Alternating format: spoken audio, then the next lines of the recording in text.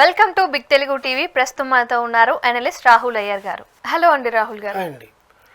పూనం గారు చూసుకున్నట్లయితే ఎప్పటికప్పుడు ట్విట్టర్లో ఇలా ట్వీట్లు వేస్తూ పొడుస్తూనే ఉంటారు. ఒకవైపు గురూజీ అంటారు, ఇంకోవైపు పవర్ స్టార్ అంటారు. ఇలా ఏదో ఒకటి వాళ్ళిద్దరి మీద నోరు జారుతూనే ఉంటారు. సరే, అవంటే వేరే ఇష్యూస్ అనుకుందాం. నిన్న కాక మొన్న పవన్ కళ్యాణ్ కొడుకు మార్క్ శంకర్కి దెబ్బలు తగిలాయి, మనం చూసాం కదా పాపం ఫైర్ యాక్సిడెంట్లో. అయితే దానికి స్పందిస్తూ పూనం కౌర్ ఏమందంటే కర్మ ఎవరిని వదిలిపెట్టదు అన్నట్లుగా కొన్ని వివాదాస్పదంగా వ్యాఖ్యలు చేసింది. అంటే అలా అనడం తప్పు కదా.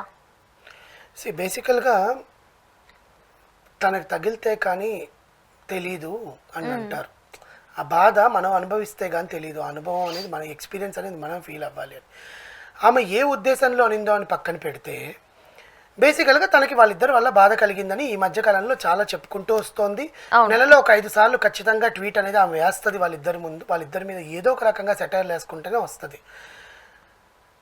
నీకు బాధ కలిగింది కదా అని చెప్పి అవతల వాళ్ళకి ఏదైనా బాధ కలిగితే దాన్ని అపహాస్యం చేయడం తప్పు. అది కర్మ, అది కూడా కర్మేగా. అంతేగా. ఇప్పుడు అవతల వాళ్ళకి ఏదో జరిగిందని చెప్పి నువ్వు దానికి నవ్వితే, నీకు నవ్వు వస్తే అది కర్మేగా.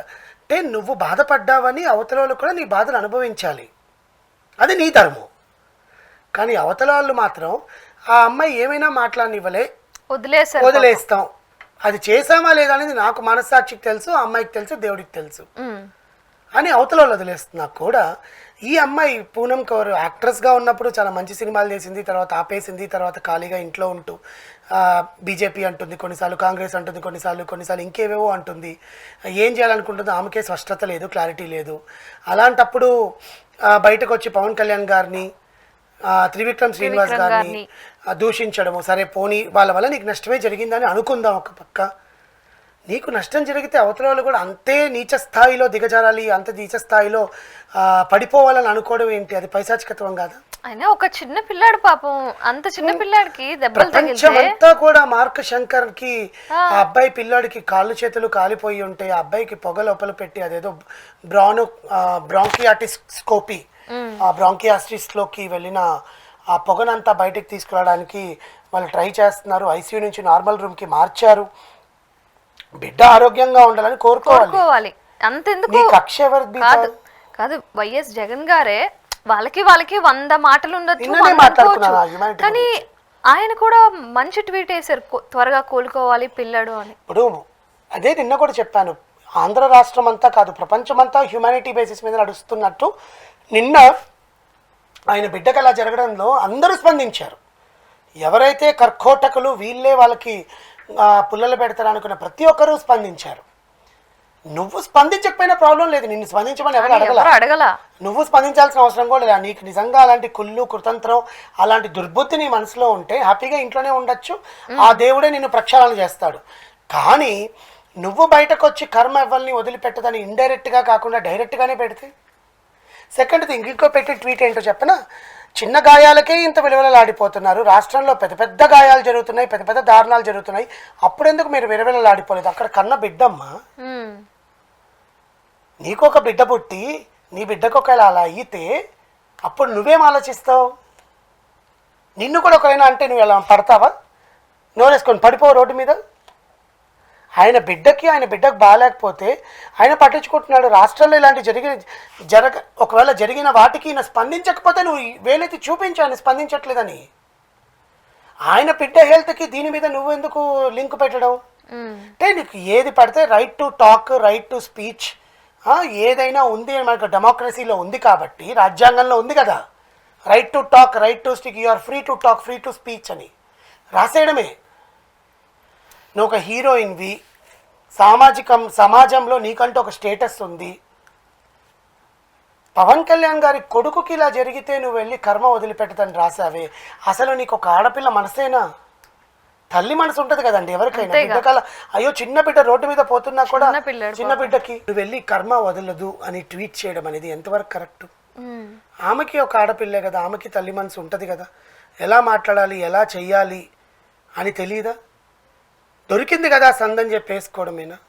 నువ్వు కమెంట్ చేయాల్సిన పనిలా. నువ్వు ట్వీట్ చేయాల్సిన పనిలా. నిజంగా నీకు రాష్ట్రంలో పవన్ కళ్యాణ్ గారి మీ చేస్తున్న పనులన్నీ అన్యాయం అనిపిస్తే నువ్వు వేలెత్తి ధైర్యంగా ట్యాగ్ చేసి మరి చూపించు. అదే అంటే రాజకీయంగా చేసిన వాటి మీద నువ్వు వేలెత్తి చూపించాలి కానీ చిన్న పిల్లాడికి ప్రమాదం జరిగినప్పుడు అలా అనడం కరెక్ట్ కాదు. కరెక్టే కాదండి. కావాలని ఆమె దాని ఏమంటారు ఆ రియాక్షన్ అనేది ఎందుకు ఇచ్చిందో మనకు అర్థం కావట్లేదు. ఇంకా పవన్ కళ్యాణ్ గారి కుమారుడి హెల్త్ అప్డేట్ వస్తే వాళ్ళ టీం హెల్త్ బులెటిన్ రిలీజ్ చేసింది. చాలామంది సామాజిక మాధ్యమాల ద్వారా ఆ అబ్బాయి కోలుకోవాలి, ఆ అబ్బాయికి ఏం కాకూడదు. చిన్న పిల్లోడు అండి, 7.5 ఏళ్ళ పిల్లోడు. చేతులు ఆ కాళ్ళు కాలేయంట. ఎంత నరకం ఉంటుందండి.